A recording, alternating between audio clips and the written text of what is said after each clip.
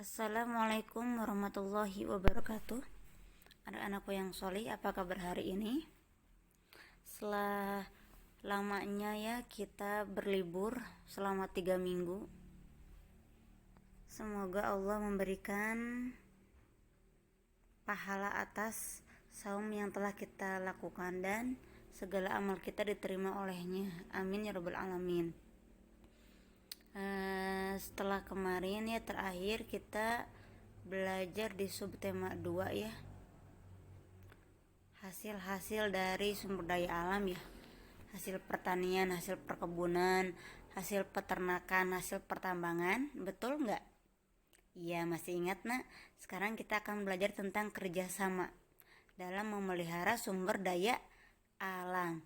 Sebelumnya mari kita berdoa terlebih dahulu. Silakan duduk rapi solih agar doa kita diterima. Baca dengan khusyuk. Bismillahirrahmanirrahim. Rabbi zidni ilman warzuqni fahman. Ya Allah, tambahkanlah ilmu kepadaku dan rezekikanlah pemahaman. Semoga Allah beri kemudahan dalam memahami pelajaran. Amin ya rabbal alamin. Buka halaman 91 ya, di subtema 2 tema 9. Nah ini dia halaman 91. Mawujud ada? Iya, ini tentang sumber daya alam ya. Sumber daya alam tahu tidak? Iya, apa-apa yang ada di alam ini. Apa saja sumber daya alam itu yang asli dari alam? Tanah, air, angin, udara ya, minyak bumi, batu bara, gas ya. Itu namanya sumber daya alam. Batu itu ya dari alam, pokoknya yang langsung dari alam. Pepohonan itu dari alam ya, iya, tumbuh-tumbuhan dari alam langsung. Sayuran, buah-buahan itu dari alam. Harus dilakukan dengan hati-hati ya pemanfaatannya dengan bijaksana. Sumber daya alam yang kita miliki harus dilestarikan. Kita tidak boleh memanfaatkan secara sembarangan. Jika sumber daya alam yang kita miliki itu habis ya, kayak misalnya tanah habis, air habis, atau misalnya barang tambang habis ya, maka akan terjadi apa? Bencana, musibah ya. Lingkungan yang rusak dapat mengancam kehidupan masyarakat. Iya ya, kalau sumber daya alam terus dipakai, lama-lama akan rusak ya dan terjadi bencana. Contohnya jika laut, kan laut itu sumber daya alam ya, yang asli dari alam ya. Laut itu tercemar ya, jadi misalnya airnya jadi apa, ada racun, maka ikan-ikan akan apa? Akan mati, akan tercemar ya. Dan orang yang memakannya pun akan sakit juga ya, bisa menyebabkan kematian malah ya. Menjaga kelestarian alam merupakan kewajiban siapa? Kewajiban kita semua, baik sebagai individu maupun masyarakat. Betapa pentingnya menjaga kelestarian lingkungan dan sumber daya alam yang ada di dalamnya. Sudah sepatutnya kita itu harus bekerja sama dengan semua orang yang gak bisa sendiri. Ngebersihin laut sendiri bisa enggak ya.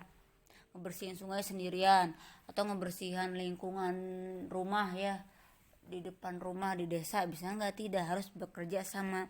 Inilah bentuk-bentuk kerjasamanya. Apa saja solih? Yang pertama, masih halaman 91 ya, kerjasama warga masyarakat dalam menjaga lingkungan. Iya, apa saja solih kerjasamanya solihun?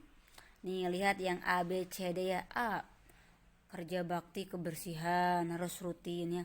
B, saling mengingatkan jika ada yang merusak lingkungan. Misalnya ada yang merusak lingkungan, contohnya apa? Membuang sampah di selokan, di sungai, atau menangkap ikannya pakai bahan peledak. Ya, itu harus diingatkan, tidak boleh. C, melakukan kegiatan reboisasi. Apa itu reboisasi? Menanam kembali hutan yang gundul. Ulangi, apa itu reboisasi? Menanam hutan yang gundul. D, mengolah sampah dengan baik. Jadi sampah juga bisa dikelola lagi ya. Sampahnya didaur ulang. Jadi sampah itu nggak langsung dibuang atau dibakar ya, nggak, bisa dimanfaatkan jadi apa ya, jadi barang-barang yang bermanfaat. Selanjutnya yang kedua, kerjasama warga masyarakat dengan pemerintah ya. Apa saja? A. Memberi sanksi kepada perusak lingkungan. Iya ya. B. Memberikan hadiah dan penghargaan kepada pribadi atau kota yang menjaga kelestarian lingkungan. Contohnya Desa Pasirwangi, desa terbersih se-Indonesia, Masya Allah, diberi penghargaan sama Jokowi itu ya.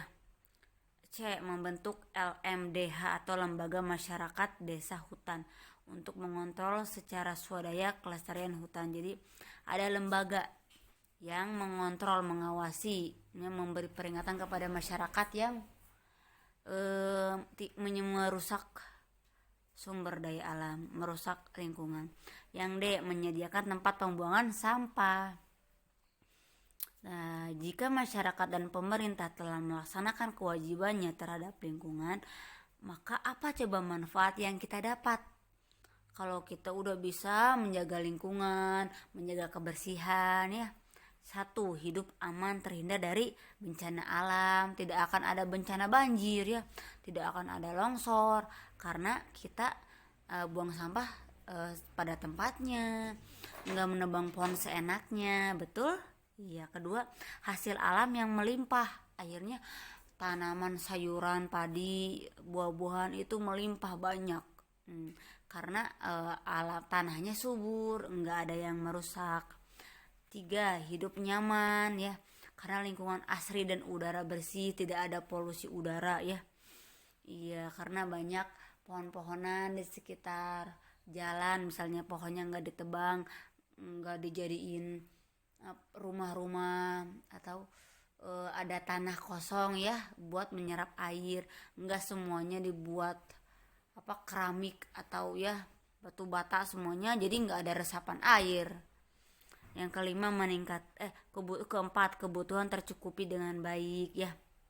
Iya, kita nggak akan kelaparan karena buah-buahan ada, sayuran ada, apalagi yang bisa menanam sendiri ya, nggak usah beli, tinggal mengambil dari di depan rumah yang menanam cengkeh, menanam cabai, menanam sayuran. Masya Allah ya, subhanallah, ciptaan Allah itu semua ya, karunia Allah. Yang kelima, meningkatkan kesejahteraan masyarakat dengan mengelola dan memanfaatkan sumber daya alam. Jadi apa kesejahteraannya masyarakat? Jadi bisa mengelola. Bagaimana mengelola sumber daya alam? Dengan kalau ada tanah yang subur ditanami padi, di dataran tinggi ya ditanami perkebunan ya, ada perkebunan sawah, padi, apalagi sayur-sayuran, buah-buahan itu ya. Kalau di daerahnya pantai bisa dijadikan objek wisata atau apa. Iya, atau berdagang di sana itu ya, ikannya bisa dijual. Yang keenam, sumber daya alam yang terjaga dengan baik menjadi modal pembangunan.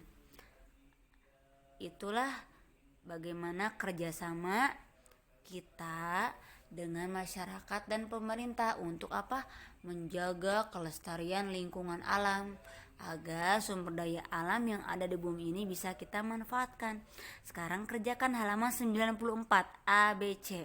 Berikan contoh bentuk-bentuk kerja bakti sebagai pelaksanaan kewajiban terhadap lingkungan. Contoh A, di lingkungan rumah kerja baktinya apa ya? Kerja bakti membersihkan selokan misalnya. Boleh contohnya mau 3 mau 4, sebanyaknya mungkin, boleh secukupnya, ini kolom ya. Yang B, contoh kerja bakti di lingkungan sekolah apa? Membersihkan lapangan, membersihkan kelas, itu ya. Apalagi cari lagi ya, di sekolah apalagi kerja baktinya. C, di lingkungan masyarakat kerja baktinya apa saja contohnya? Sudah beri contoh kerja bakti. Oh tadi yang A di lingkungan rumah, contohnya apa? Membersihkan rumah dengan anggota keluarga. Kalau di C, di lingkungan masyarakat membersihkan selokan. Iya, itu contohnya dari usaha 1 ya. Kalian cari lagi contoh yang lain kerja bakti apa saja di lingkungan rumah, sekolah, dan masyarakat. Jazakumullah khairan katsiran anak-anak, semoga dapat dipahami ya. Tetap semangat ya, tetap semangat meskipun harus masih belajarnya nggak full tiap hari ke sekolah ya. Mudah-mudahan Allah segera memusnahkan virus corona ini, amin ya robbal alamin. Wabillahi taufiq wal hidayah. Wassalamualaikum warahmatullahi wabarakatuh.